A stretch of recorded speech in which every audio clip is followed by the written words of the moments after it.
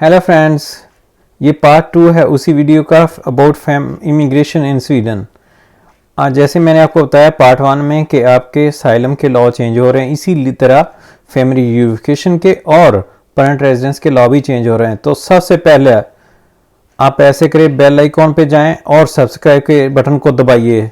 अब तक जिन लोगों ने चैनल सब्सक्राइब नहीं किया, लेटेस्ट इन्फॉर्मेशन के लिए about immigration, about law change in Sweden, work permit Sweden और बिजनेस वीज़ा की चेंजिंग के लिए आप मेरा चैनल अभी सब्सक्राइब करें। आपको कोई भी इंफॉर्मेशन चाहिए तो आप मुझे व्हाट्सअप दिए गए व्हाट्सअप नंबर पे टेक्स्ट सेंड कर सकते हैं, मुझे कॉल कर सकते हैं, मुझे ईमेल भेज सकते हैं info@kagnak.se।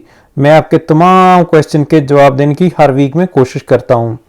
मैं तकरीबन roundly 300 to 400 calls text every day मसूल करता हूँ और मैं कोशिश करता हूँ कि हर बंदे को रिप्लाई कर सकूँ। किसी को लेट हो जाता है लेकिन मैं ज़रूर करता हूँ रिप्लाई।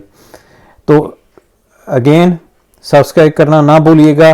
कागनाग स्वीडन को आइए चलते हैं हम डिटेल की तरफ, उस पॉलिसी की तरफ जो नई इमिग्रेशन पॉलिसी आई है स्वीडन में, जो इम्प्लीमेंट होगी जुलाई 2021 से, 20 जुलाई 2021 से। परमानेंट होने के लिए आपको क्या चाहिए, फैमिली यूनिफिकेशन के लिए क्या रिक्वायरमेंट है और किस तरह ये आपको एक्सपैट को अफेक्ट करेगी। इसके अलावा भी हम लोग जितने भी फॉरनर रह रहे हैं उनके लिए देसी लोग जितने हमारे पाकिस्तानी, इंडियन, बांग्लादेशी और नेपाल, तो इसके लिए हम लोगों पे क्या इसका असर पड़ेगा। साइलम सीकर की पॉलिसी तो हमने डिस्कस कर ली। आज पार्ट 2 है जिसमें हम फैमिली यूनिफिकेशन और परमानेंट रेजिडेंस को डिस्कस करेंगे। चैनल सब्सक्राइब करना ना भूलिएगा अगेन। Thank you.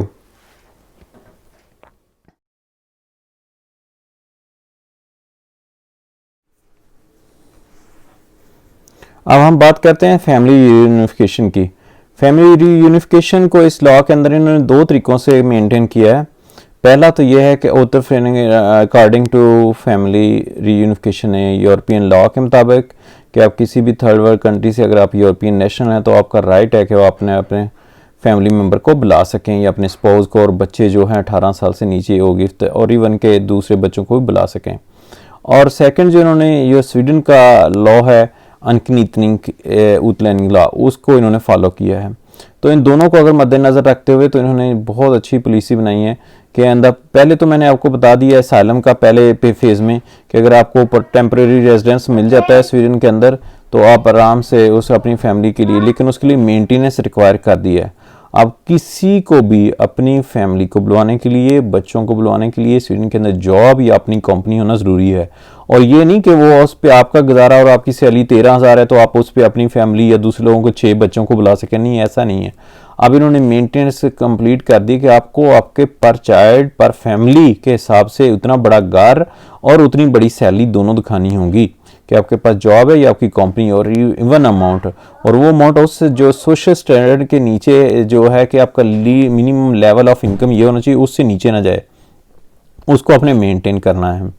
सेकंड उसमें ये कर दिया इन्होंने कि जो दूसरे कंट्रीज़ हैं, जैसे अगर नेशनल से आप स्विट्ज़रलैंड के या ईयू के किसी भी कंट्री के ऊपर स्वीडन में, और थर्ड वर्ल्ड कंट्री से आप किसी भी यूरोप से बाहर से किसी थर्ड कंट्री से बनाना चाहते हैं स्वीडन के अंदर अपनी फैमिली यूनिफिकेशन को, तो उन लोगों के लिए जिनके पास ऑलरेडी ईयू के या इकोनॉमिक यूरोपा इकोनॉमिक एरिया के या ईयू के सिटीज़न हैं या स्विट्ज़रलैंड के या नॉर्डिक कंट्री के पासपोर्ट होल्डर इधर हैं स्वीडन के अंदर, तो उनको ज़रूरी नहीं है कि वो मेंटेनेंस दिखाएं।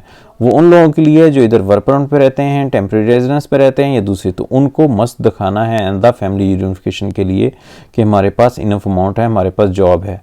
अच्छा जी, स्टूडेंट इससे वो उनका अलहदा तरीका है, वो उसी तरीके से रहेंगे कि अपनी इनकम शो करके अपनी बैंक स्टेटमेंट।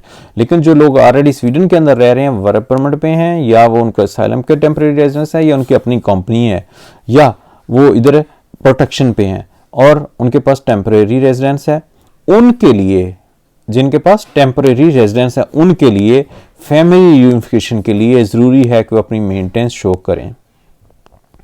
लेकिन अगर बाहर से आप किसी और को बुलाते हैं, लेकिन जिन लोगों के पास यू कार्ड है लाइक, और जिन लोगों के पास परमानेंट रेजिडेंस है, या जिन लोगों के पास पासपोर्ट है किसी यूरोपियन नेशनल है किसी भी कंट्री को और स्वीडन में रहते हैं, वो अपनी किसी भी स्पाउस को, अपनी फैमिली को, बच्चों को बुलाना चाहते हैं, उनके लिए मेंटेनेंस इन्होंने ख़त्म कर दिया है, उनके लिए ज़रूरत नहीं है।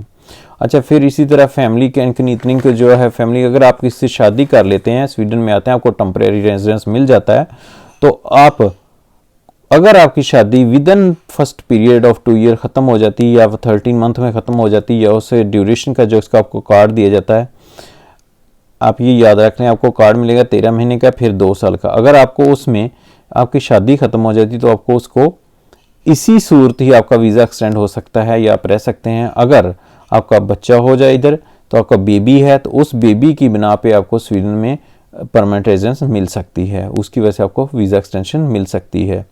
या आपने काम कर लिया हो, ठीक है, और उस जहाँ पे आपने काम कर रहे हैं वहाँ पे आपकी जॉब परमानेंट हो, तो फिर भी आपको इधर रेजिडेंस परमानेंट मिल सकता है, स्वीडन के अंदर आप रह सकते हैं।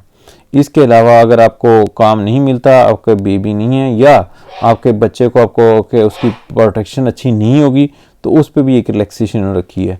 तो इन 3 चीज़ों पे आपको इधर रेजिडेंस परमानेंट स्वीडन के अंदर रहते हुए मिल सकता है। अगर आपकी शादी ब्रोक हो जाए तो आपको मस्ट कंट्री को लीव करना है। अच्छा, तीसरा इन्होंने कहा है कि जो मेंटेनेंस है वो अपने कैसे करने हैं, मैं आपको बता चूँगा पहले सालों वाले में, कि तमाम लोग जो आइंदा अपने फैमिली यूनिफिकेशन के लिए स्वीडन के टेम्परेरी रेजिडेंस परमिट होते हुए यहाँ किसी को बुलाएंगे, तो उनको या आपको स्वीडन के अंदर, तो उसके लिए आपको मेंटेनेंस रखना कि आपको घर एक बड़ा हो, आपकी सैलरी इतनी हो कि आपको, आपके बच्चों को, आपकी बीवी को सपोर्ट कर सके। तो इसके लिए ये नई कंडीशंस हैं। पहले अभी तक जो पुराना ला उसमें सिर्फ एक आपके पास जॉब होनी ज़रूरी है, जो 13,000 जितनी भी आपकी सैलरी है उसमें कि आप अपने आप को सपोर्ट कर रहे हैं, आपके पास एक कमरे घर है, दैट्स इनफ। लेकिन एंड द आपको अपनी फैमिली के लिए एक्सपेंसेस भी अपनी सैलरी से या अपनी इनकम से शो करने होंगे, मेरे पास इतनी इनकम है, जो लोग आ रहे हैं, मेरे 3 बच्चे आ रहे हैं, मेरी वाइफ साथ आ रहे हैं, तो मैं उनको मेंटेन रख सकूँगा। तो ये बहुत बड़ी चेंजिंग है। इससे क्या होगा कि लोगों की सैलरी कम होगी, इनकम कम होगी, तो उनको फैमिली वीज़ा नहीं मिलेगा। इस तरह स्वीडन कंट्रोल करेगा अपनी इमिग्रेशन को, और ये एक लॉन्ग टर्म रन साइड पे दूसरे उन लोगों को अच्छा है जो प्रोफेशन है, जो बिजनेस करेंगे, जो लोग मेहनत करेंगे, ताकि लोग काम पे जाएं। गवर्नमेंट का ये है कि लोग काम करने के लिए जाएं, लोग जॉब के लिए निकलें, फारग ना रहें। तो इस तरह गवर्नमेंट ने इसको मेंटेनेंस किया है इसके साथ फैमिली रीयूनिफिकेशन के लॉ को।